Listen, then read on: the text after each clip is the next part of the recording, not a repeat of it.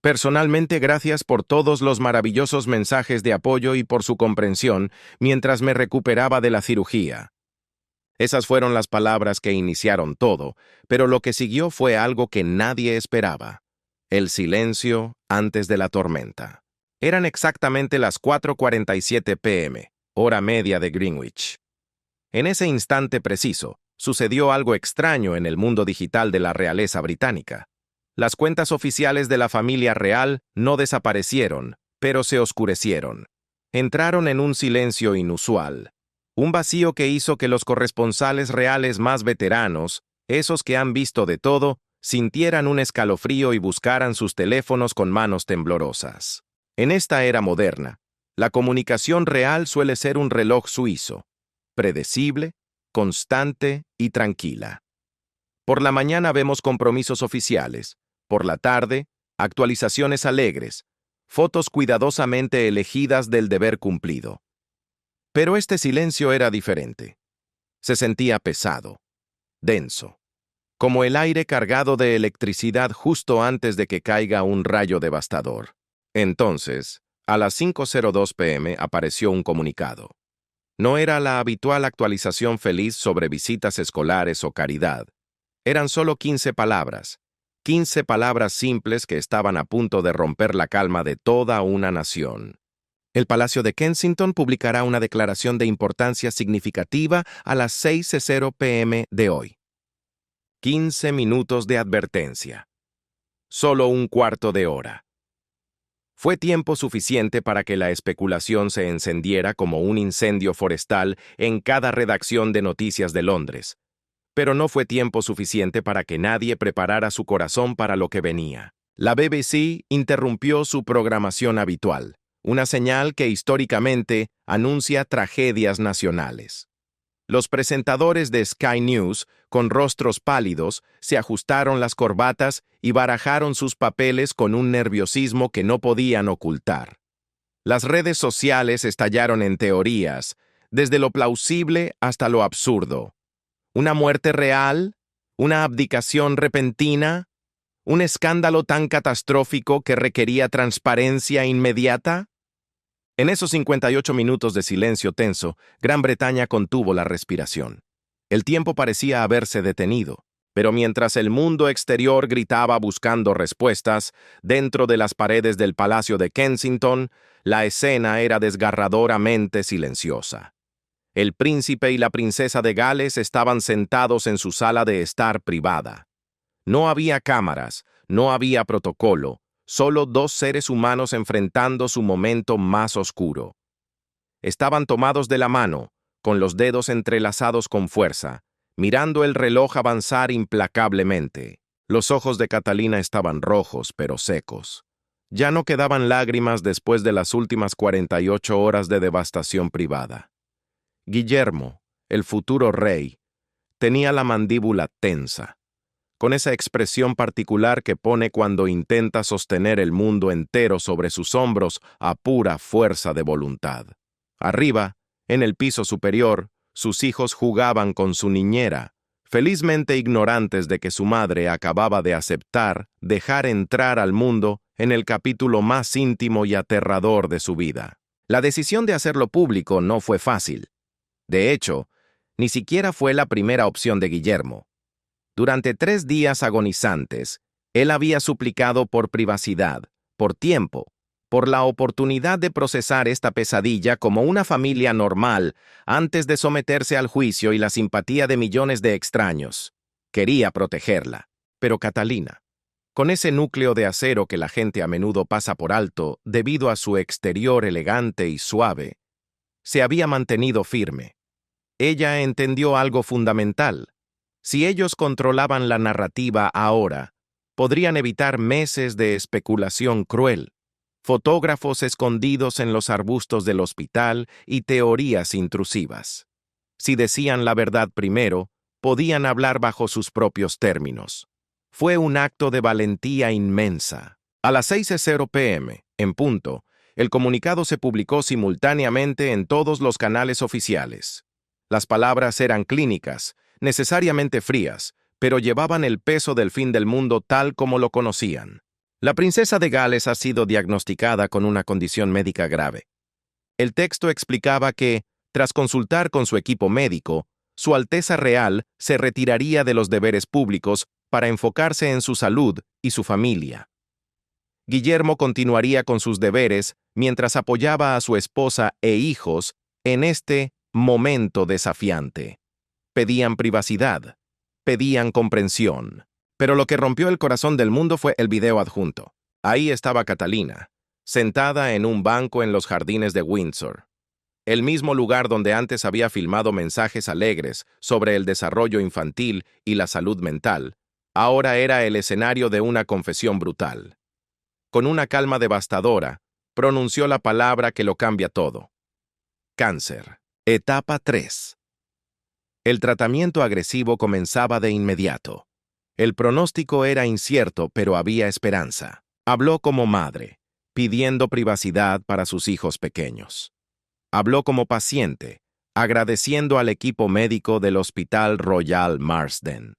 Y luego, miró directamente a la cámara, con esos ojos firmes y honestos, y dijo que tenía la intención de luchar contra esto con todo lo que tenía. El video duró solo 2 minutos y 47 segundos, pero se sentiría como una eternidad. Fue visto más de 100 millones de veces en la primera hora. La reacción fue instantánea. Minutos después, el Palacio de Buckingham lanzó una declaración de apoyo. El rey Carlos III, quien él mismo había sido tratado recientemente por una condición médica no revelada, expresó su profunda preocupación y su apoyo total. Desde su oficina, la reina Camila hizo eco del sentimiento. Incluso desde el otro lado del océano, en Montecito, el príncipe Harry y Meghan emitieron un comunicado breve, genuino y doloroso en su simplicidad. Estamos pensando en Catalina y la familia, enviando amor y fuerza. La coreografía de la respuesta real fue impecable, pulida y perfecta. Pero debajo de los comunicados de prensa cuidadosamente redactados, la casa de Windsor se tambaleaba. En el castillo de Windsor, el rey Carlos estaba sentado en su estudio, con la cabeza entre las manos. La noticia había golpeado fuerte. Él recordaba demasiado vívidamente su propio diagnóstico reciente, el terror de esperar los resultados de las pruebas, la extraña sensación de irrealidad al escuchar hablar de tu propia mortalidad en términos médicos. Pero él tenía 75 años.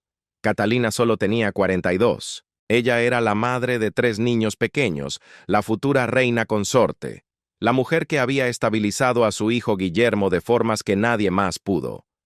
La injusticia de la situación pesaba en el aire. En ese momento no eran reyes ni príncipes, solo una familia asustada, unida por la fragilidad de la vida esperando que la tormenta pasara. Mientras el mundo procesaba la noticia, la maquinaria real, esa bestia antigua que nunca duerme, ya estaba en movimiento. La princesa Ana, siempre la pragmática, la mujer que nunca deja que la emoción nuble el deber, ya estaba al teléfono. No porque le faltara compasión, en el fondo, estaba destrozada, sino porque alguien tenía que pensar con la cabeza fría. Estaba coordinando con el Lord Chambelán la redistribución inmediata de los deberes de Catalina. Cientos de organizaciones benéficas, patrocinios y compromisos colgaban ahora en el aire, en un limbo peligroso. La monarquía es una institución extraña. No se detiene por las crisis personales. Se adapta, absorbe el golpe y continúa avanzando implacablemente. Pero incluso Ana, tan estoica como una roca, sintió la cruel injusticia de este golpe en particular. Lejos de los despachos de Londres, en la tranquilidad rural de Norfolk, en Anmer Hall, la escena era muy diferente. Allí no había protocolos, solo una familia herida cerrando filas. Los padres de Catalina, Carol y Michael Middleton llegaron apenas 1 hora después de que se supiera el diagnóstico. Sus rostros estaban demacrados, marcados por esa angustia específica y terrible que solo conocen los padres que ven sufrir a un hijo y no pueden hacer nada para evitarlo. Poco después llegaron sus hermanos, Pippa y James. Hubo un tiempo en que esta familia fue criticada por la aristocracia rancia. Los llamaban demasiado comunes, demasiado clase media, para la realeza. ¡Qué ironía! Ahora, esa familia común se convertía en el círculo íntimo, la muralla de amor y normalidad que mantendría unidos a Guillermo y Catalina a través de la tormenta que se avecinaba. Pero el momento más desgarrador no ocurrió frente a las cámaras, sino en la intimidad de una habitación infantil.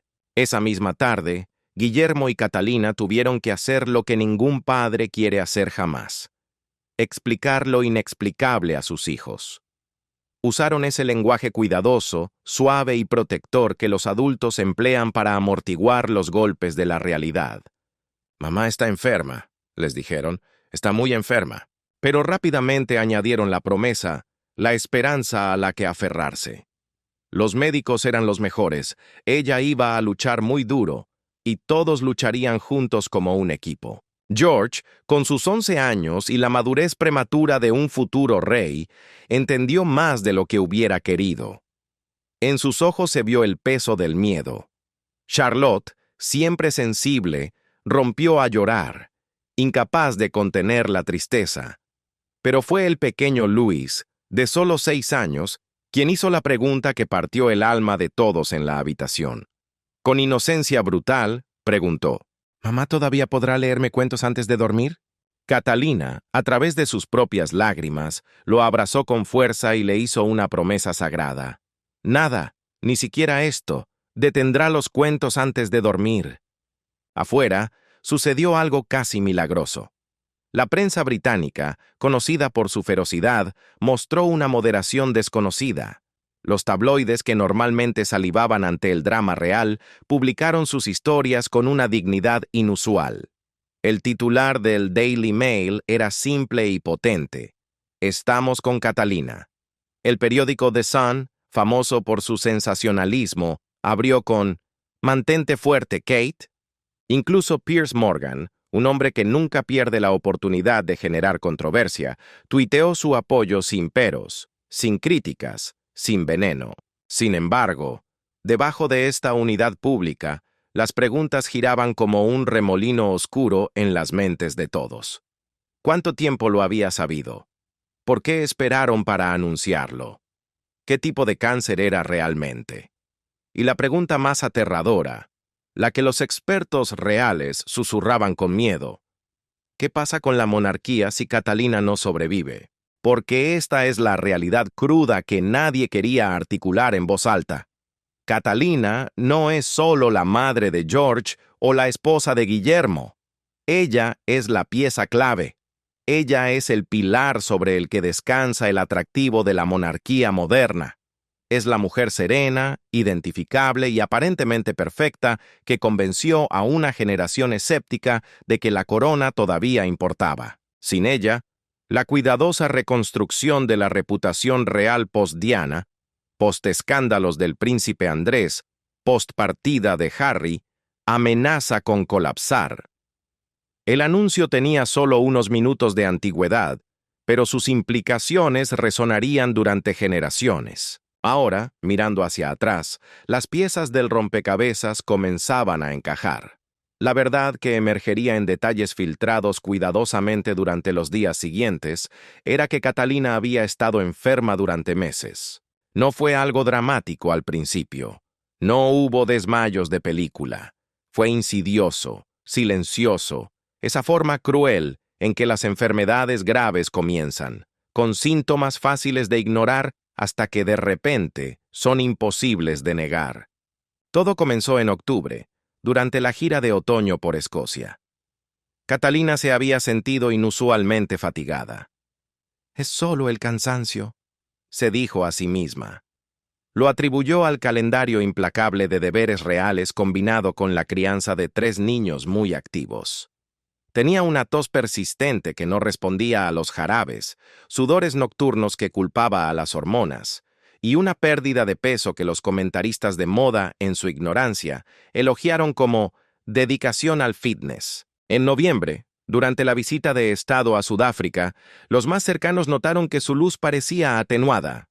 No en público, Catalina siempre ha sido capaz de invocar la personalidad pública perfecta como una armadura. sino en esos momentos desprotegidos, en los segundos entre un evento y otro. Se apoyaba en Guillermo más de lo habitual. Tomaba respiraciones profundas antes de salir de los autos. Su sonrisa, generalmente tan natural, requería un esfuerzo visible para mantenerse. Pero los horarios reales no permiten la debilidad. La temporada navideña se acercaba con sus obligaciones interminables, servicios religiosos, reuniones familiares, la famosa caminata a Sandringham que el mundo entero observa y analiza. Catalina siguió adelante porque eso es lo que se hace. El entrenamiento es demasiado profundo, las expectativas están demasiado arraigadas en sus huesos. Actúas hasta que físicamente no puedes más, y aún entonces, actúas un poco más. El momento de la verdad, el punto de no retorno, llegó a principios de enero. Fue durante una cena familiar privada en Anmer Hall. Estaban en casa, seguros, lejos de las cámaras. De repente, Catalina colapsó. No fue un desmayo elegante como en los dramas de época. Fue una pérdida repentina de conciencia, un golpe seco contra el suelo que hizo que Guillermo saltara de su silla, con el corazón en la boca, buscando frenéticamente su teléfono, mientras los niños gritaban pidiendo ayuda. El pánico llenó la habitación. Ella recuperó la conciencia rápidamente, confundida y terriblemente avergonzada. Insistió en que simplemente se había levantado demasiado rápido, que no era nada. Pero Guillermo la miró y sintió un terror frío, un miedo que no había sentido desde la muerte de su madre, Diana. «No», dijo él con voz temblorosa pero firme. «Vamos a ver a un médico ahora mismo». Las pruebas iniciales fueron preocupantes pero no concluyentes. Hablaron de anemia, tal vez una deficiencia severa de vitaminas, el tipo de cosas que afectan a las madres ocupadas que priorizan la salud de todos los demás por encima de la suya. Pero el médico real, el doctor Timothy Evans, no se conformó con respuestas fáciles. Insistió en un examen completo. Sabía que algo andaba muy mal.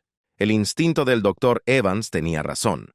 Algo en los síntomas de Catalina no encajaba con las explicaciones fáciles de agotamiento o mala nutrición. Los resultados llegaron el 23 de enero.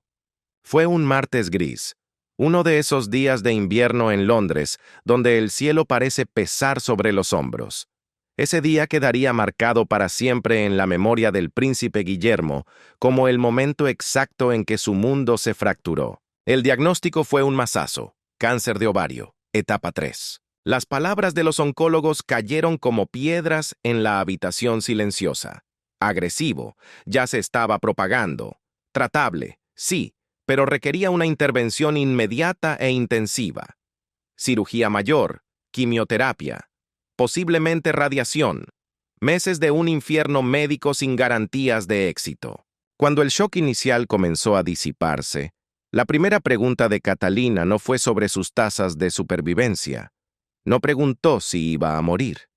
Con la voz temblorosa, hizo la pregunta que solo una madre joven y una mujer enamorada de su familia haría. ¿Podré tener más hijos? Los médicos intercambiaron esas miradas incómodas que dicen más que 1000 palabras. Ese futuro particular probablemente había terminado. Su segunda pregunta fue aún más dolorosa. ¿Cómo se lo decimos a George, Charlotte y Louis? Para eso, el equipo médico, con toda su ciencia y experiencia, no tenía una buena respuesta. Fue entonces cuando sucedió lo impensable. Guillermo, el hombre entrenado desde su nacimiento para ocultar sus emociones, el futuro rey de Inglaterra, perdió completamente la compostura. En la sala de consultas privadas del Hospital Royal Marsden, rodeado de especialistas que explicaban protocolos y porcentajes fríos, Guillermo se derrumbó. No fue la emoción controlada y estoica que mostró en el funeral de su madre, Diana, hace tantos años.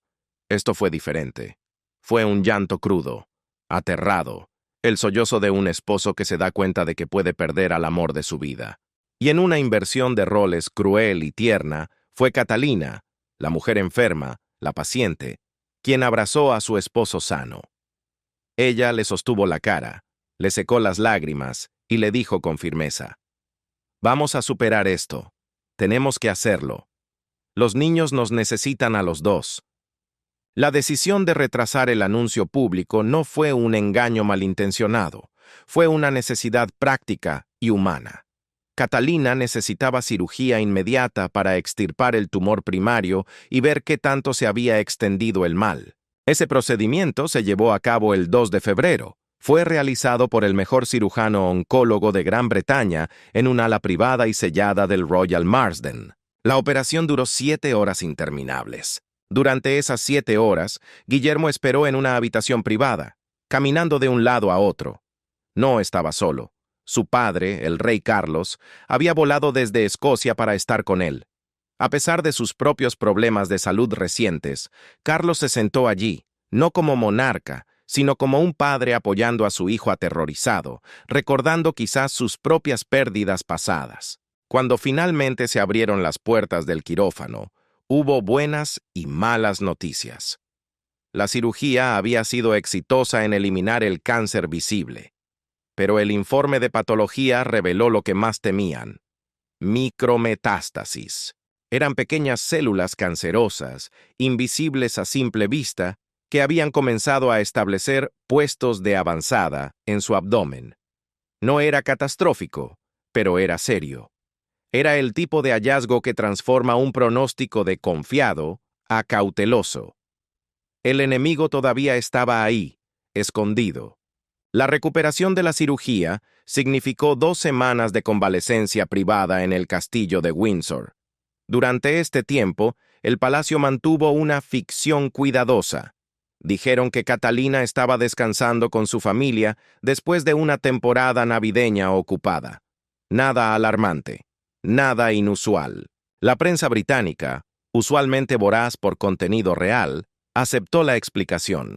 Después de todo, incluso las princesas merecen descansar. Pero dentro de los muros del palacio, el pánico hervía a fuego lento.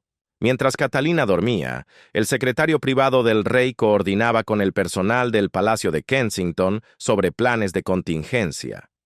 Nadie quería decirlo en voz alta, pero la institución tenía que prepararse. ¿Qué pasaría si el tratamiento fallaba? ¿Qué pasaría si Catalina nunca pudiera regresar a sus deberes públicos? ¿Qué pasaría si ocurría lo impensable? La maquinaria real se movió para llenar el vacío. La princesa Ana, discretamente, se hizo cargo de varios de los patrocinios de Catalina, presentándolo como un apoyo temporal. Sofía, la duquesa de Edimburgo, aumentó su agenda. Incluso a las princesas Beatriz y Eugenia, que usualmente están al margen, se les preguntó sobre su disponibilidad. Era un todos a una, un cierre de filas ante la amenaza. La crisis trajo una unidad sorprendente. Camila, cuya relación con Catalina siempre había sido cordial pero no íntima, se convirtió en una presencia diaria. Ella ofreció la perspectiva única de alguien que también se había casado con las expectativas imposibles de la institución. Ella había sobrevivido al escándalo y al odio. Le aseguraba a Catalina que ella sobreviviría a esto. Y luego sonó el teléfono. Era el príncipe Harry. Llamó a Guillermo directamente.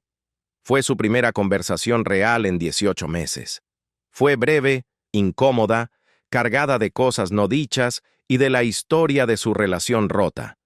Pero cuando Harry preguntó por el pronóstico de Catalina, su voz se quebró. Al escuchar la emoción en la voz de su hermano, las defensas de Guillermo se desmoronaron lo suficiente como para admitir la verdad. Estaba aterrorizado. No resolvieron sus diferencias, no arreglaron el pasado. Pero durante 20 minutos, solo fueron 2 hermanos enfrentando la posibilidad de una pérdida que ninguno podía controlar. Mientras la realeza manejaba la institución, la familia Middleton manejaba la vida. Se convirtieron en el ancla de Guillermo. Carol Middleton, con su practicidad inquebrantable, se mudó a Anmer Hall. Ella tomó el control de lo que importaba, la rutina de los niños. Michael se encargó silenciosamente de la logística que Guillermo no podía procesar: arreglos escolares, seguridad, comidas. Pippa y James se aseguraron de que George, Charlotte y Louis tuvieran normalidad en medio del caos. Hubo prácticas de fútbol, lecciones de equitación y noches de cine donde nadie mencionaba la palabra cáncer. Crearon una burbuja de amor alrededor de los niños. Durante febrero comenzó el verdadero horror, la quimioterapia agresiva. Mientras Catalina soportaba un tratamiento que la enfermaba violentamente, mientras perdía su famoso cabello y veía cómo su cuerpo la traicionaba, mientras los médicos bombeaban veneno en sus venas para salvarle la vida, su ausencia pública se hizo notable. Afuera, la locura comenzó. Los comentaristas reales especulaban sobre todo menos la verdad. Problemas matrimoniales, un cuarto embarazo secreto. Algunos incluso sugirieron absurdamente que se estaba preparando para ser reina mientras el rey Carlos enfermaba. La verdad era más simple y terrible. Y a través de todo, Guillermo y Catalina hacían un cálculo imposible, una cuenta regresiva dolorosa. ¿Cuándo le dices al mundo que el cuento de hadas se está terminando? ¿Cómo encuentras las palabras para anunciar que la princesa, tal vez, no tenga su final feliz? ¿Y ¿vivieron felices para siempre? Esa pregunta quedó flotando en el aire, sin respuesta. La decisión final no llegó por elección, sino por necesidad. La verdad, como el agua, siempre encuentra una grieta por donde escapar. Y en este caso, la presa se estaba rompiendo. Demasiada gente lo sabía. A pesar de los acuerdos de confidencialidad firmados con tinta sangre, a pesar de la lealtad jurada, el secreto se estaba filtrando. Era el personal del hospital, que veía demasiado. Eran los empleados del palacio, que notaban los extraños protocolos de emergencia. Eran incluso miembros de la familia extendida, que en su preocupación susurraban a amigos de confianza, quienes a su vez susurraban a otros. De repente, Londres entero parecía saber que algo andaba mal. Los rumores amenazaban con volverse monstruosos. Guillermo y Catalina entendieron que solo les quedaba una carta por jugar: la verdad. Era mejor controlar la narrativa que dejar que la narrativa los destruyera a ellos. Era mejor hablar con honestidad brutal que dejar que las mentiras se convirtieran en realidad. Así que marcaron la fecha en el calendario, 1 de marzo. Filmaron el video, prepararon el comunicado, y tomados de la mano, se prepararon para enfrentar a un mundo que nunca más volvería a mirarlos de la misma manera. Las horas posteriores al anuncio pasaron en una extraña suspensión, como si el tiempo se hubiera congelado. El mundo ya lo sabía. El secreto había salido. Y eso significaba que la actuación de normalidad finalmente podía terminar. En Anmer Hall, la casa estaba sumida en un silencio sepulcral. Catalina estaba sentada en su dormitorio. Todavía llevaba la misma ropa sencilla que usó para la filmación del video. Estaba demasiado agotada, física y emocionalmente, para cambiarse. Las maquilladoras profesionales habían hecho un trabajo milagroso cubriendo los peores efectos del tratamiento para la cámara. Pero ahora, en la soledad de su habitación, ella podía ver la verdad desnuda en el espejo. Vio la delgadez en sus mejillas, vio la oscuridad profunda bajo sus ojos, vio la ausencia de la persona vibrante que había sido hace solo 6 meses. Guillermo la encontró allí, mirando su propio reflejo con una expresión indescifrable. Él acababa de colgar el teléfono con el equipo de comunicaciones del palacio, coordinando la estrategia global, asegurándose de que sus hijos estuvieran aislados del frenesí mediático que acababa de estallar afuera. Cuando él entró, ella no se giró. Simplemente cruzó su mirada con la de él a través del espejo. Y entonces dijo algo que rompió el corazón del futuro rey. «Lo siento», susurró. Se disculpó por estar enferma. Se disculpó por alterar todo, por interrumpir sus vidas, por hacerlo preocuparse.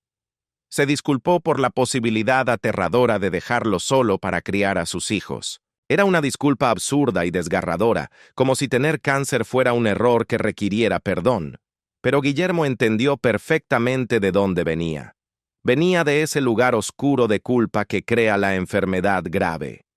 Esa sensación irracional de que la traición de tu propio cuerpo es, de alguna manera, culpa tuya. Él no dijo nada sobre el deber o la corona. Se arrodilló junto a su silla, a su altura, y le dijo lo único que importaba. «Estamos juntos en esto», no porque la institución lo requiriera, no por protocolo, sino porque hace 20 años él se había enamorado de una chica en la universidad que lo hacía reír como nadie más. Y nada, ni el cáncer, ni la corona, ni el destino, cambiaría esa verdad fundamental. Se sentaron juntos en silencio durante mucho tiempo, tomados de la mano como adolescentes asustados, encontrando consuelo en la simple proximidad del otro. Afuera, el sol se ponía sobre la campiña de Norfolk. En algún lugar, el mundo procesaba la noticia. Pero en ese momento, en esa habitación, solo eran Guillermo y Catalina, asustados y valientes a partes iguales. Abajo, en la casa, los niños luchaban con su propia comprensión de la realidad. George, con sus 11 años, demostró una inteligencia emocional heredada de ambos padres. De repente, se había convertido en el protector de sus hermanos menores. Corregía a Charlotte con suavidad cuando ella decía que mamá estaría bien mañana, con la cuidadosa pedagogía de alguien a quien se le ha explicado que la verdad es más complicada. Ayudaba a Louis con la tarea sin que nadie se lo pidiera. George no lloraba donde nadie pudiera verlo. Era el pequeño hombre de la casa. Pero su abuela, Carol, encontraba pañuelos arrugados escondidos debajo de su almohada cada mañana. Esos pañuelos contaban su propia historia silenciosa de miedo nocturno. Charlotte, de 9 años, procesaba el dolor a través de la creatividad. Dibujaba sin parar. Dibujaba imágenes infinitas de su familia, siempre con mamá en el centro, siempre sonriendo, siempre rodeada de corazones, flores y un sol brillante. Los dibujos eran hermosos y devastadores. El intento de una niña de arreglar la realidad con lápices de colores. Le daba cada dibujo a Catalina, quien los pegaba cuidadosamente en la pared de su habitación hasta que el espacio se convirtió en un santuario a la esperanza de su hija. Pero fue Louis, de 6 años, quien más luchó. Para él, la enfermedad era algo abstracto y frustrante. Entendía que mamá estaba enferma, pero no podía comprender por qué los médicos, que eran tan listos, no podían darle una medicina mágica para que mejorara de inmediato. Él había visto a sus amigos recuperarse de resfriados en unos días. ¿Por qué esto es diferente?, preguntaba con los puños apretados.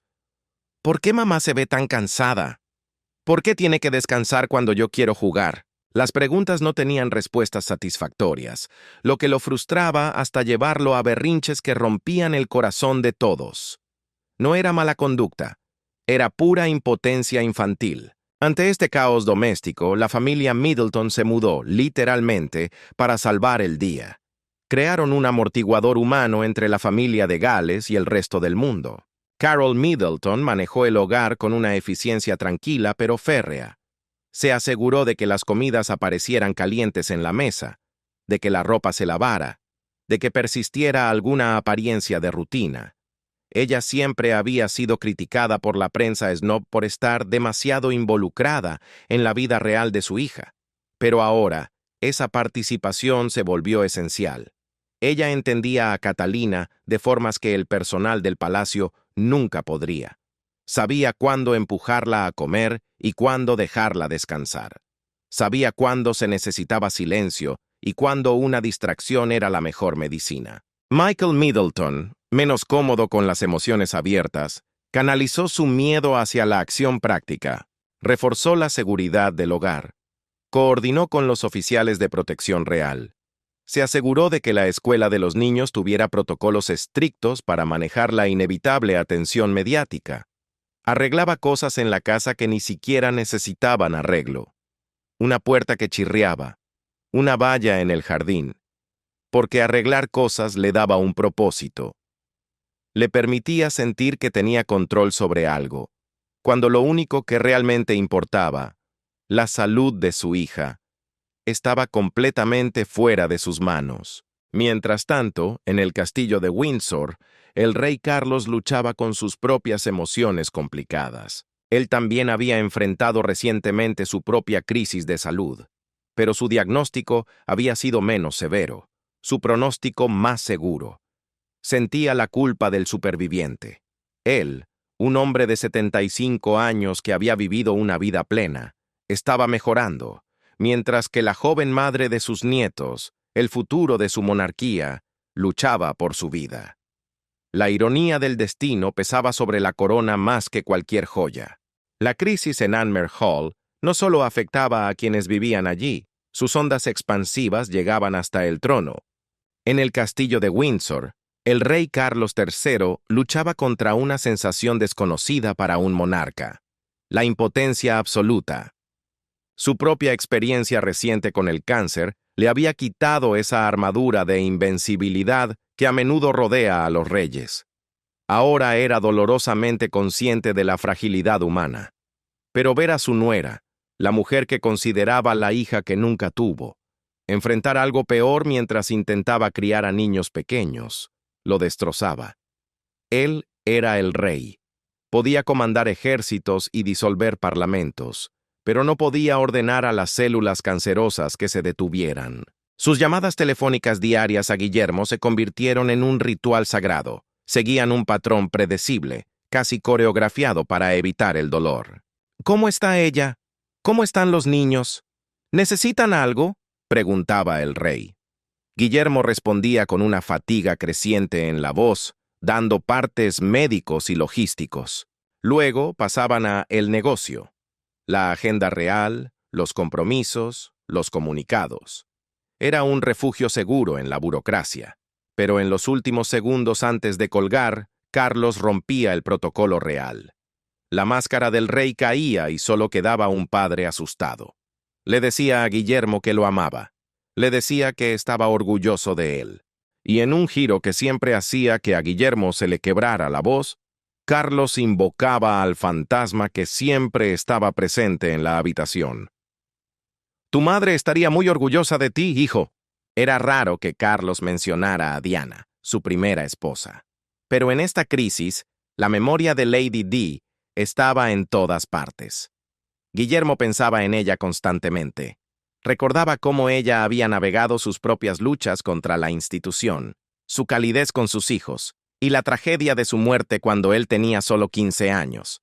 Guillermo se había prometido a sí mismo que sus hijos nunca experimentarían esa pérdida.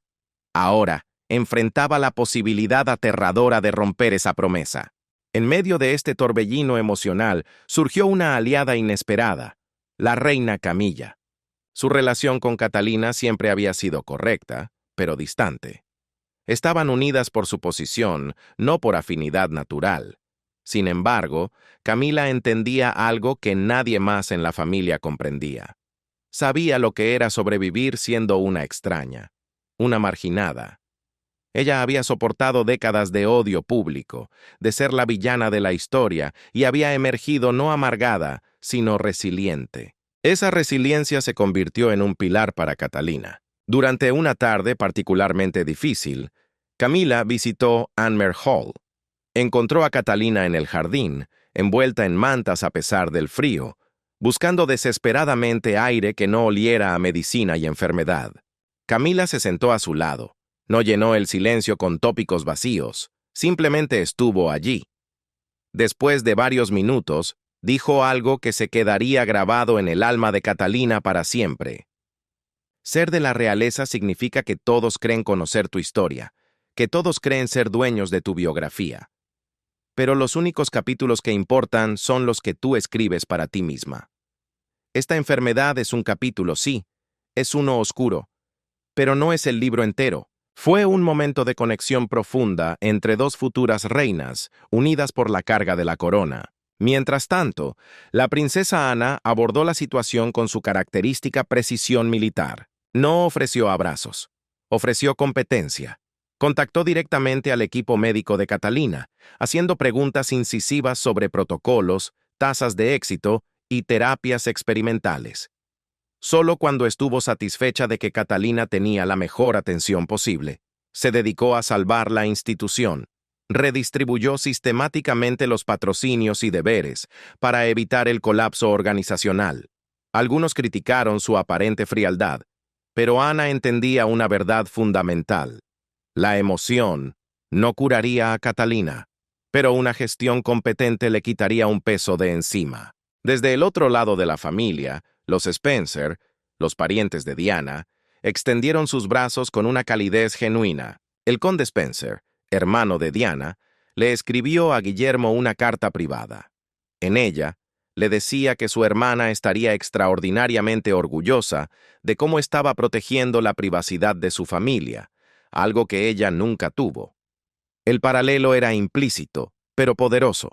Guillermo había aprendido de la tragedia de su madre cómo construir un escudo mejor para su propia esposa.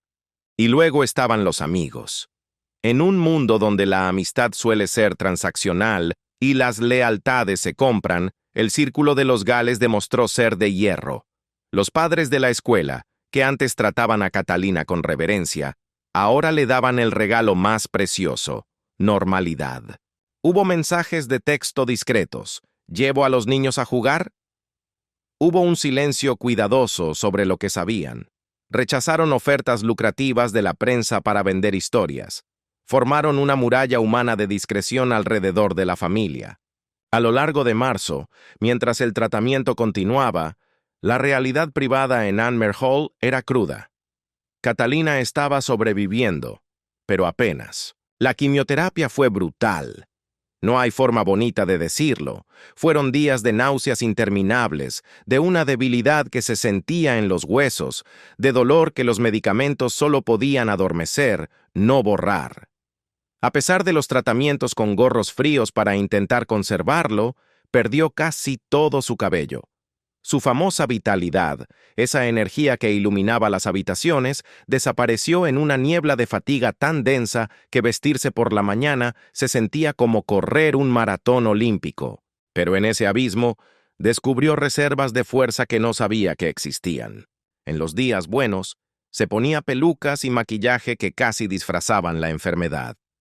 Asistía a los eventos escolares de sus hijos, sonriendo, proyectando un optimismo que no sentía, porque proteger la infancia de George, Charlotte y Louis importaba más que reconocer su propio dolor. Era la actuación de su vida. Guillermo observaba a su esposa luchar con una mezcla de asombro y terror absoluto. Siempre supo que Catalina era fuerte. No se navega la vida real durante más de una década sin tener acero bajo la gracia. Pero esto era diferente. Esto era elegir seguir viviendo cuando cada día se sentía como morir un poco. Esto era encontrar alegría en leer un cuento antes de dormir cuando tu cuerpo grita por alivio. Esto era ser madre cuando ser paciente consumía casi todo lo demás. Su matrimonio, que había comenzado con cuentos de hadas y carruajes dorados, se profundizó en la oscuridad de la enfermedad. Los pequeños momentos ganaron un peso enorme. Hubo noches en las que Catalina estaba demasiado débil para levantar los brazos, y Guillermo, con una ternura infinita, le lavaba el cabello con cuidado en el baño. Hubo momentos en que ella se reía de sus chistes terribles, aunque reír le doliera físicamente, y hubo muchas noches en las que simplemente yacían juntos en la oscuridad, en silencio, porque las palabras ya no eran suficientes. Se habían casado jóvenes y siendo realeza, con todo el mundo mirando. Pero ahora, en la quietud de esa habitación, eran solo un hombre y una mujer aferrándose el uno al otro, mientras la tormenta rugía afuera. Fue en esos momentos cuando aprendieron lo que realmente significaba el matrimonio. Durante años, habían sido socios en una empresa pública, compañeros en el escenario mundial. Pero ahora, cuando la actuación terminaba, cuando las cámaras se apagaban y el personal se retiraba, solo quedaban el hombre y la mujer. Solo quedaba la sociedad desnuda de dos almas enfrentando el abismo. En las horas tranquilas de la noche, cuando los niños dormían y Anmer Hall se sumía en la oscuridad del campo, Guillermo y Catalina tenían las conversaciones que nadie debería tener a los 42 años. Hablaban de lo impensable. ¿Y si no funciona?, preguntaba ella, no con miedo, sino con una practicidad aterradora. ¿Qué pasa si el cáncer gana? Esas preguntas flotaban en el aire frío de la habitación. Guillermo tenía que enfrentar la posibilidad de convertirse en lo que más temía: un padre soltero, un viudo bajo el ojo público. Discutían cómo le diría a los niños, cómo los ayudaría a recordarla más allá del dolor, cómo preservaría su risa y su olor cuando ella ya no estuviera. Esas conversaciones eran una tortura pura. Eran cuchillos en el corazón. Pero las tenían de todos modos, noche tras noche, porque planear para lo peor mientras se lucha por lo mejor Era la única forma de atravesar el infierno. El mundo sabía que Catalina tenía cáncer. Leían los titulares, veían las fotos. Pero solo las paredes de Anmer Hall sabían cuán duro estaba luchando ella simplemente para sobrevivir. Fuera de esa burbuja de dolor privado, la reacción del público británico reveló algo fundamental sobre la evolución de la monarquía. Apenas unas horas después del anuncio, sucedió algo sin precedentes. Un torrente de apoyo se materializó, cruzando todas las divisiones demográficas y políticas. Fue como si, por un momento, el cinismo moderno se hubiera disuelto. Republicanos acérrimos, que habían cuestionado la relevancia de la institución durante años, enviaron mensajes de respeto. Jóvenes que declaraban que la monarquía era una reliquia irrelevante, fueron vistos encendiendo velas en las puertas del Palacio de Kensington. Incluso los críticos más feroces del gasto real coincidieron en algo. Esto trascendía la política. Esto era simplemente una madre joven enfrentando la pesadilla de cualquier familia. Las puertas del Palacio de Kensington, el Palacio de Buckingham y el Castillo de Windsor se transformaron en santuarios improvisados. Las flores se apilaron hasta alcanzar casi 2 metros de profundidad. No eran arreglos oficiales, eran ramos comprados en supermercados por familias ordinarias, con notas escritas a mano bajo la lluvia. «Mantente fuerte, Catherine. Estamos luchando contigo. Nuestras oraciones están con la familia Gales». Había osos de peluche para los niños. Había velas que ardían durante toda la noche, vigiladas por extraños que se sentían familia. Y lo más conmovedor, dibujos de niños para niños. Manos pequeñas tratando de consolar a George, Charlotte y Louis, con crayones y esperanza. El hashtag "Oh Pray We Love You Catherine" fue tendencia mundial durante 3 días consecutivos. Las redes sociales, que usualmente son un pozo de sarcasmo y crueldad, se volvieron extrañamente unificadas en una compasión genuina. Sobrevivientes de cáncer compartieron sus historias, ofreciendo esperanza a través de su propia existencia. Oncólogos explicaron tratamientos, combatiendo la desinformación con ciencia. Defensores de la salud mental hablaron sobre cómo apoyar a los hijos ante la enfermedad de los padres. El dolor de una mujer se convirtió en el diálogo de una nación. Pero no todo era luz. Debajo de la compasión genuina acechaban corrientes más oscuras. Los teóricos de la conspiración, esos buitres de la era digital, emergieron casi de inmediato. Afirmaban que el diagnóstico era una tapadera para una verdad más escandalosa. ¿Un colapso matrimonial? ¿Cirugías estéticas secretas que salieron mal? Hubo susurros crueles, sugiriendo crisis al nivel del príncipe Andrés que requerían una distracción masiva. Aunque estas teorías ganaron poca tracción en el mundo real, su mera existencia reveló una verdad incómoda. La familia real había perdido la deferencia automática de la sociedad. Ya nada se tomaba por fe. Todo requería pruebas. La confianza se había roto.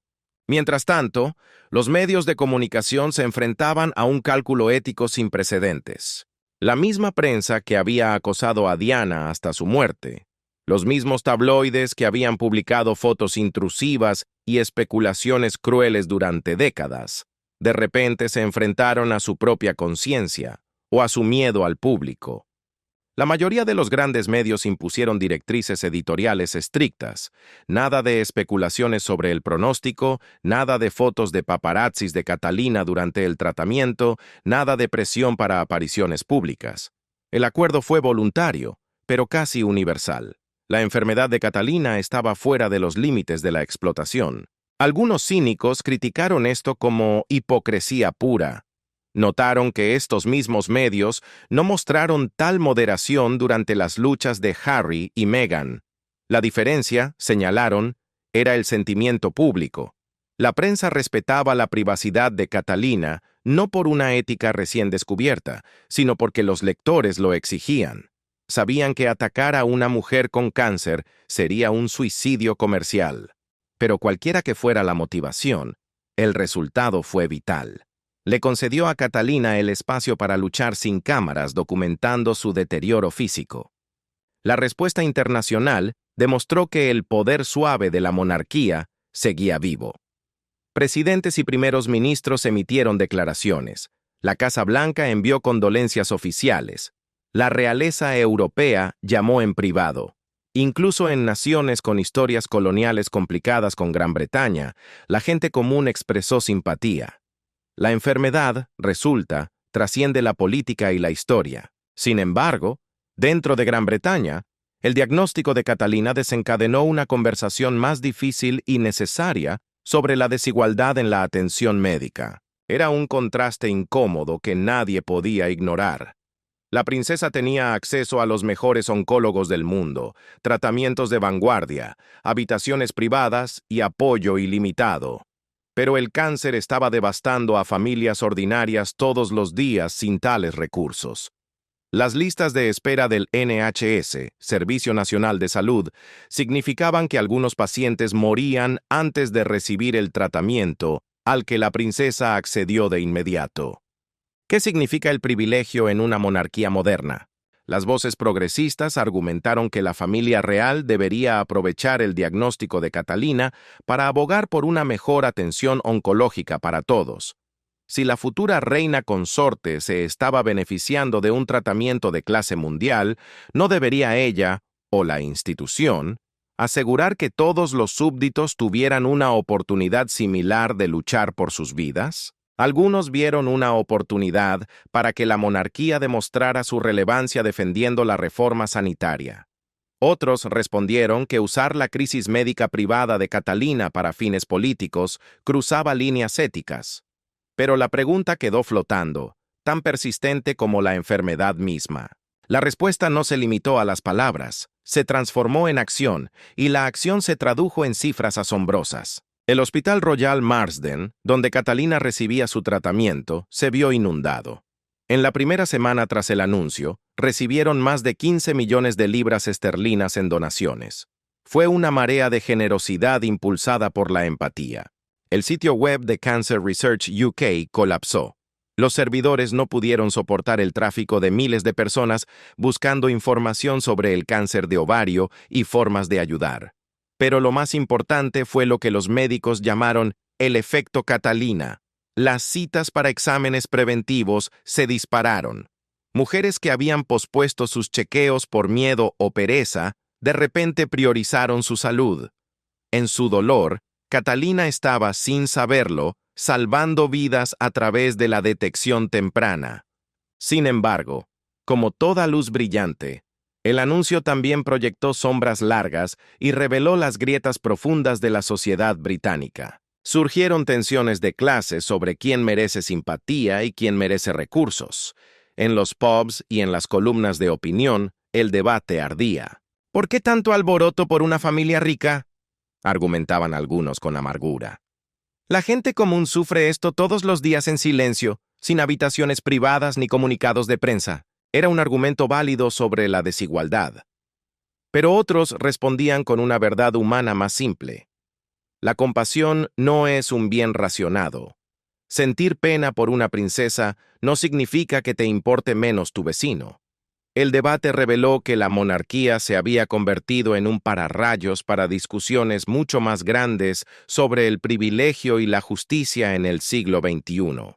Más allá de las fronteras británicas, en las naciones de la Commonwealth, Canadá, Australia, Nueva Zelanda, donde Carlos también es rey, la gente observaba con cautela. El diagnóstico planteó preguntas que nadie quería hacer en voz alta, pero que eran inevitables. Si Catalina moría, ¿se volvería a casar Guillermo? ¿Cómo afectaría eso a la imagen de la corona? ¿Seguirían estas naciones aceptando una monarquía ausente si la familia ideal que habían abrazado se desmoronaba en tragedia? No eran preguntas hostiles, eran dudas existenciales sobre el futuro de una institución antigua en un mundo moderno. Donde la política dividía, la fe unía. La Iglesia de Inglaterra celebró servicios especiales, pero no estuvieron solos. Las mezquitas musulmanas, las sinagogas judías y los templos hindúes añadieron el nombre de Catalina a sus listas de oración. Los líderes religiosos señalaron una verdad universal. La enfermedad nos recuerda nuestra humanidad compartida. La muerte no hace reverencias ante los títulos. La mortalidad iguala a reinas y plebeyos. La comunidad artística respondió a su manera. Los músicos escribieron canciones. Los poetas compusieron versos celebrando su fuerza. Los artistas pintaron retratos de ella, no como una víctima pálida, sino como una guerrera. Catalina siempre había defendido las artes. Ahora las artes le devolvían el favor. Quizás la respuesta más pura provino de los más pequeños. Niños de toda Gran Bretaña hicieron tarjetas con crayones y pegamento para George, Charlotte y Louis. Eran compañeros de clase de la realeza y completos desconocidos, todos tratando de consolar a niños que nunca conocerían, pero con los que se sentían conectados. Los maestros informaron que los estudiantes hacían preguntas profundas sobre el cáncer, usando el diagnóstico de la princesa como un momento de aprendizaje sobre la empatía y el apoyo a los amigos en tiempos difíciles. El discurso feminista en torno a Catalina también cambió. Ella siempre había ocupado un espacio incómodo para el feminismo moderno, privilegiada, tradicional, casada con la institución máxima del patriarcado. A menudo la descartaban como un trofeo ornamental. Pero verla enfrentar el cáncer mientras criaba a 3 hijos y mantenía la compostura bajo el escrutinio global, reveló una fuerza de acero. Muchas reconsideraron su postura. Simpatizar con su lucha individual no requería romantizar su papel institucional. Era, ante todo, una mujer luchando. Y en el lado más oscuro y cínico de la vida británica, los corredores de apuestas, siempre pragmáticos, a veces de mal gusto, abrieron probabilidades sobre varios resultados. ¿Sobreviviría 5 años? ¿Aparecería en Navidad? Fue un recordatorio brutal de que el capitalismo no se detiene ante la tragedia. A través de todo este torbellino surgió una verdad cristalina. Catalina importaba a la gente común de maneras que sorprendieron incluso a los monárquicos más fervientes. No por su título, no por su ropa, sino porque, a lo largo de los años, había convencido a una nación escéptica de que era genuina. Y ahora, enfrentando la prueba definitiva de esa autenticidad, reveló algo más: vulnerabilidad profunda. Paradójicamente, esa vulnerabilidad la hizo más identificable, más humana y más digna de ser preservada que toda su perfección pulida de años anteriores. La nación no solo estaba viendo a Catalina luchar contra el cáncer, se estaba mirando a sí misma en el espejo, examinando su propia relación con el privilegio, la compasión y la muerte. Y en ese examen descubrieron que, al final del día, cuando se quitan las coronas y se apagan las luces, solo queda la frágil y hermosa voluntad de vivir. El tiempo, ese juez imparcial, siguió avanzando. Habían pasado 4 meses desde el anuncio que detuvo el corazón de Gran Bretaña, y la situación de Catalina se encontraba en un estado que los profesionales médicos denominan con una frase fría y precisa: optimismo cauteloso. Las noticias eran buenas, pero con letra pequeña. El cáncer había respondido al tratamiento. Los tumores se habían reducido. Los marcadores sanguíneos mostraban una mejora alentadora. Los escáneres ofrecían imágenes de progreso. Pero el cáncer de ovario es un enemigo traicionero. Es notoriamente impredecible, propenso a esconderse y regresar cuando uno baja la guardia. Es difícil de erradicar por completo. Por eso, en los pasillos del hospital, los médicos no hablaban de curas milagrosas. Hablaban de tasas de supervivencia a 5 años. Hablaban de remisión en lugar de sanación. Hablaban de vigilancia eterna en lugar de confianza.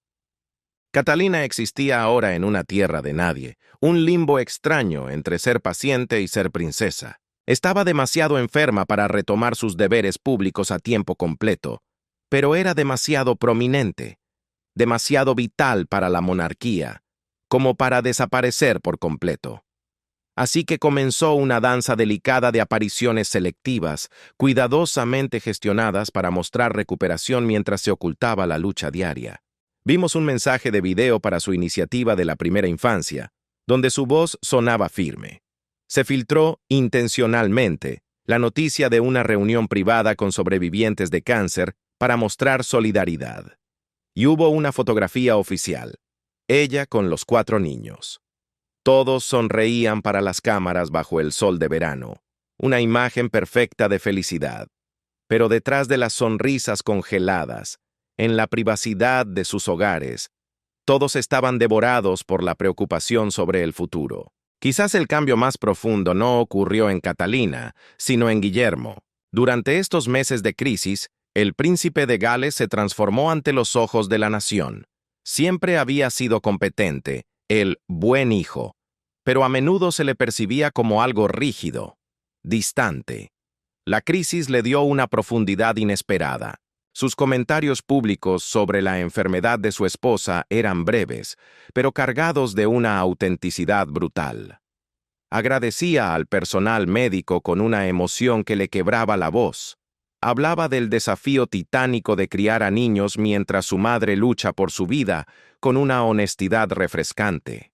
Dejó clara una cosa, una regla de oro que su abuela, la difunta reina Isabel II, jamás habría declarado tan explícitamente. Su familia era lo primero, el deber institucional, lo segundo. Fue una reescritura del contrato real que resonó profundamente con las generaciones más jóvenes. Guillermo ya no era solo una figura en un sello postal, era un esposo y un padre luchando en la trinchera. La respuesta de la monarquía a la crisis de Catalina reveló dos verdades opuestas: su inmensa fuerza logística y su aterradora vulnerabilidad humana. La institución movilizó un apoyo impresionante: la mejor atención médica, protección de la privacidad, redistribución de deberes. La maquinaria funcionó, pero también expuso un fallo estructural. La monarquía moderna depende peligrosamente de las personalidades individuales en lugar de la gravedad institucional. Sin el brillo de Catalina, toda la empresa parecía disminuida, más gris, más frágil. Su enfermedad no era solo una tragedia personal, amenazaba con convertirse en una crisis constitucional. El rey Carlos III enfrentó esta realidad con el peso de un hombre que esperó toda una vida para reinar, solo para preguntarse ahora si los cimientos de su corona se estaban desmoronando. Se había pasado décadas preparándose para ser rey, estudiando constituciones y protocolos, pero nada lo había preparado para esto. No estaba preparado para gestionar la enfermedad potencialmente terminal de su nuera amada mientras intentaba mantener su propia salud frágil. No estaba listo para apoyar a un hijo que podría enviudar joven. No estaba listo para preservar una institución que, de repente, se sentía hecha de cristal. Su respuesta fue característicamente reflexiva, a veces torpe, pero siempre humana. Carlos aumentó sus propios compromisos públicos, tratando desesperadamente de llenar el agujero del tamaño de Catalina en la presencia real. Defendió la investigación del cáncer con una nueva urgencia, entendiendo en carne propia cómo la enfermedad puede humanizar o destruir la corona. Y en el silencio de su despacho, el rey hizo arreglos tranquilos para el peor de los escenarios. ¿Cómo apoyar a Guillermo si enviuda? ¿Cómo ayudar a los niños a procesar el duelo? ¿Cómo asegurarse de que George, Charlotte y Luis no crezcan definidos por la pérdida, como le pasó a su padre? La cuestión de la planificación de la sucesión se volvió inevitablemente aguda y dolorosa. Guillermo tenía 42 años. Presumiblemente, faltaban décadas para su propio reinado. Pero las preguntas macabras, esas que nadie quiere articular pero que son necesarias considerar, flotaban en el aire. Si Catalina moría, ¿se retiraría Guillermo de la vida pública para criar a sus hijos? ¿Podría cumplir con los deberes de un rey mientras es un padre soltero y viudo? Y la pregunta más difícil de todas, ¿se volvería a casar? ¿Y cómo respondería el público a una reemplazo de la princesa de Gales? Pensar en esto parecía cruel, casi un pecado, pero la corona es una entidad fría que exige supervivencia a cualquier costo. En medio de este vacío, la princesa Ana emergió como el faro de un posible futuro diferente. Su mayor protagonismo durante este período sugirió un retorno a una monarquía más austera, centrada en el trabajo duro y menos dependiente del glamour de las celebridades. Ana había pasado 50 años siendo tranquilamente competente, a menudo eclipsada por miembros de la realeza más carismáticos y fotogénicos. Ahora, en sus 70 años, demostró que la monarquía podía sobrevivir a través del sudor y el deber, no solo a través del estrellato. Ella era la roca. Pero Ana era la solución de una generación pasada. La monarquía necesitaba ser relevante para personas que nunca conocieron la vida sin Internet, para quienes la pompa real es una curiosidad histórica más que una tradición viva. Las primas más jóvenes, Beatriz y Eugenia, dieron un paso al frente con un compromiso sorprendentemente efectivo, sugiriendo que excluirlas de los roles oficiales había sido un desperdicio de talento genuino. Sarah Tyndall, siempre felizmente no real, apoyó a Guillermo en privado mientras mantenía su vida separada en público, un modelo de lealtad familiar sin la cadena de la obligación institucional. La posición del príncipe Harry y Meghan seguía siendo complicada, un nudo difícil de desatar. Se informó que Harry había visitado brevemente el Reino Unido, reuniéndose con Guillermo en privado y viendo a Catalina cuando su salud lo permitía. Fue un encuentro tenso pero necesario. Meghan envió mensajes personales pero decidió no visitar. Fue una decisión calculada. Reconoció que su presencia crearía un circo mediático que Catalina no necesitaba ni merecía. Su relación con la institución permanecía fracturada, rota por años de dolor. Pero la enfermedad de Catalina sirvió como un recordatorio brutal de que la sangre es más espesa que el protocolo. La muerte tiene una forma curiosa de hacer que los agravios mezquinos parezcan precisamente eso, mezquinos e irrelevantes. Y así llegó el verano. Mientras Catalina continuaba con su tratamiento, soportando los días buenos y los días malos, los niños se adaptaron a su nueva normalidad. El cumpleaños número 11 del príncipe George llegó en julio. Tradicionalmente, el palacio publica una foto nueva del heredero para celebrar la ocasión. Este año, no hubo foto pública. Se celebró en privado, detrás de los muros altos, sin cámaras, sin prensa. Fue una señal silenciosa pero poderosa de Guillermo y Catalina al mundo. Nuestro hijo puede ser el futuro rey, pero hoy solo es un niño cuya madre está enferma, y su sonrisa nos pertenece solo a nosotros. Mientras el verano se desvanecía, la vida tenía que continuar, y para los niños eso significaba volver a la escuela. La princesa Charlotte regresó a las aulas, pero nada era igual. La seguridad se incrementó discretamente a su alrededor. Sus compañeros de clase habían sido instruidos con delicadeza. Debían apoyar, ser amables, pero no intrusivos. Nadie debía preguntar, ¿cómo está tu mamá?, en el patio de recreo. Charlotte, con esa dignidad tranquila que parece haber heredado de su bisabuela, caminó con la cabeza en alto, protegiendo su pequeño corazón. Para el pequeño Luis, sin embargo, la lucha era diferente. A su edad, la incertidumbre prolongada es un monstruo difícil de combatir. No entendía los plazos médicos ni la espera vigilante. Solo sabía que la atmósfera en casa había cambiado. Ante este caos emocional, Guillermo y Catalina tomaron decisiones deliberadas. Se aferraron a la rutina como un náufrago se aferra a una tabla en el mar. Instauraron tradiciones inquebrantables. Las cenas de los domingos en Anmer Hall con la familia extendida se volvieron sagradas. El tiempo de lectura antes de dormir se mantuvo religiosamente, sin importar los niveles de energía de Catalina. Incluso si ella estaba demasiado débil para leer, estaba allí, escuchando, presente. Esos momentos nunca fueron fotografiados. No hubo comunicados de prensa sobre ellos, pero representaban lo que más importaba: una familia persistiendo a través de la crisis. En este ecosistema frágil, la importancia de la familia Middleton se volvió innegable. Carol Middleton dejó de ser solo la abuela divertida para convertirse, esencialmente, en la madre sustituta de George, Charlotte y Louis, cuando Catalina estaba demasiado enferma para ejercer la maternidad plena.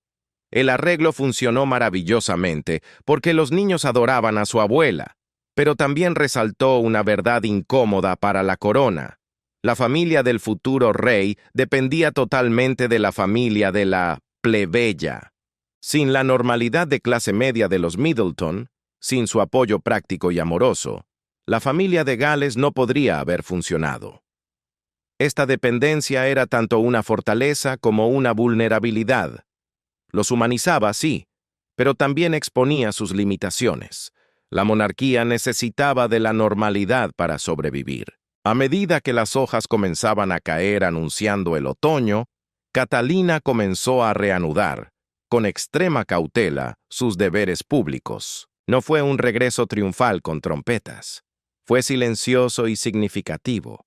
Una visita al Hospital Royal Marsden para agradecer al personal y mirar a los ojos a otros pacientes, no desde un pedestal, sino desde la trinchera compartida del dolor. Hubo una aparición en la obra de Navidad de la escuela, donde el pequeño Louis interpretó a un pastor con una seriedad cómica y comprometida.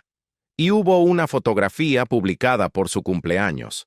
En ella, Catalina aparecía en el jardín. Estaba más delgada. Había cansancio en sus ojos, pero su sonrisa era genuina. Cada una de estas apariciones fue un riesgo calculado.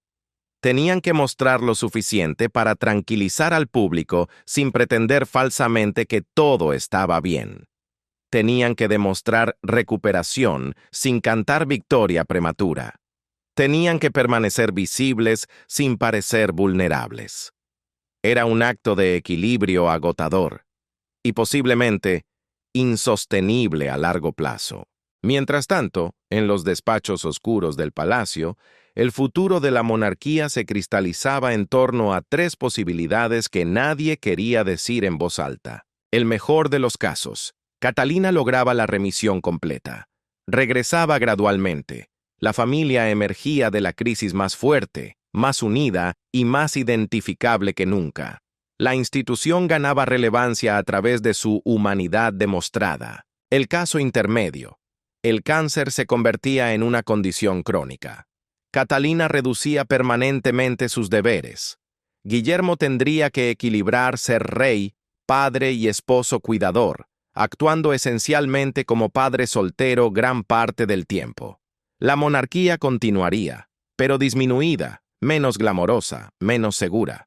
El peor de los casos, el cáncer regresaba agresivamente. Catalina moría.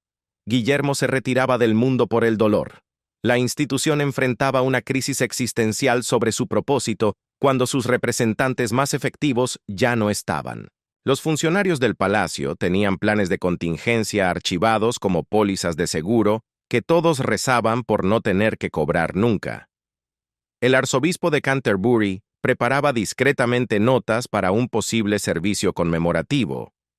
Los biógrafos reales actualizaban los capítulos de Catalina, listos para convertir biografías en obituarios si fuera necesario. La maquinaria de la muerte estaba lista, esperando en las sombras. Pero a través de toda esta planificación macabra y preocupación global, una verdad persistía, brillante y desafiante.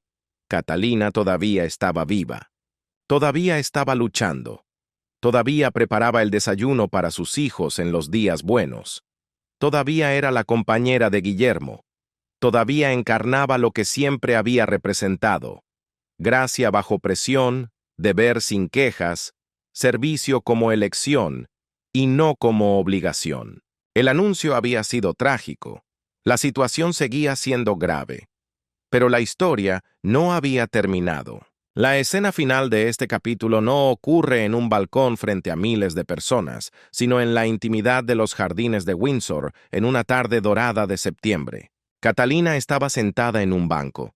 Estaba más delgada, y bajo su elegante pañuelo había perdido su cabello. Pero estaba presente. Guillermo estaba sentado a su lado. Cerca, sus hijos jugaban con sus primos, sus risas resonando en el aire fresco. El sol era cálido en su rostro. El cáncer no se había ido, pero en ese momento no estaba ganando. El futuro era incierto, pero no había terminado. Ella observó a sus hijos reír y pensó en su legado de una manera diferente ahora. Ya no pensaba en los libros de historia o en la importancia constitucional. Pensaba en si George, Charlotte y Louis la recordarían como una mujer valiente. Se preguntaba si ellos entenderían algún día que amarlos le dio las razones para soportar un tratamiento que hubiera sido más fácil abandonar. Se preguntaba si sabrían que ser su madre importaba infinitamente más que ser la princesa de Gales. Guillermo le tomó la mano. Se sentaron en un silencio cómodo, sin necesidad de palabras. Eran dos personas que habían aprendido una lección dura, que a veces sobrevivir significa aceptar la incertidumbre, que el coraje no es la ausencia de miedo, sino la decisión de continuar a pesar de él, que el amor persiste incluso cuando todo lo demás se vuelve cuestionable. El trágico anuncio de enero había roto algo en el cuento de hadas que el público creía sobre princesas perfectas en matrimonios perfectos. El espejo se había quebrado. Pero a través de esas grietas se reveló algo más valioso: los seres humanos reales debajo de los títulos, imperfectos, asustados y luchadores. De todos modos, el futuro de la corona sigue siendo incierto, las probabilidades siguen abiertas. Pero por ahora, en este momento, bajo el sol de septiembre, Catalina estaba presente, y eso era suficiente. El diagnóstico de Catalina cambió la monarquía para siempre, revelando tanto su fragilidad como su humanidad. El velo ha caído. ¿Pero qué crees que pasará después? ¿Sobrevivirá la institución a esta crisis, fortalecida por la empatía o disminuida por la tragedia? Comparte tus pensamientos abajo. Dale al botón de suscribirse para seguir esta historia en desarrollo, porque el capítulo más importante de la familia real no se está escribiendo en los libros de historia, sino ahora mismo, en hospitales y hogares, lejos de las cámaras. El cuento de hadas ha terminado. La historia real acaba de comenzar. Acaba de comenzar. Acaba de comenzar. Acaba de comenzar. Acaba de comenzar. Acaba de comenzar. Acaba de comenzar. Acaba de comenzar.